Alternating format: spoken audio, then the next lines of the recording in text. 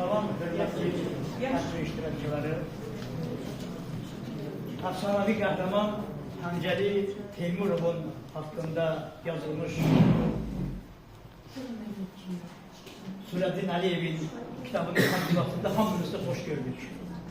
Mən söhbəti çox uzatmaram, istəyirəm ki, Həncəli Teymurovun aziz xatirəsinə həsr etdiyim bir şeiri oxuyum.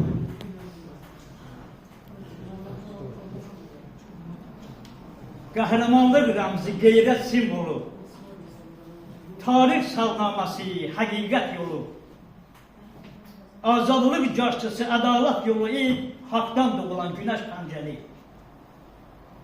Sən ana vətənə günəş ay oldun, Tanrı dərgahından elə pay oldun, kükrəyən, çağlayan dəli çay oldun, qəlbi dünya boyda geniş pəncəli. Sən vətən uğrunda qıyaraq cana, bir tarix bəxş etdin Azərbaycana. Can fədəsən tək bir qəhrəmana, doğdun ömrümüzə günəş Həncəli. Borcludur bu millət bir ömür sənə, dünya kəsilibdir bir heyrət sənə. Təzim edir hər vaxt hidayət sənə, ey haqdan doğulan günəş Həncəli.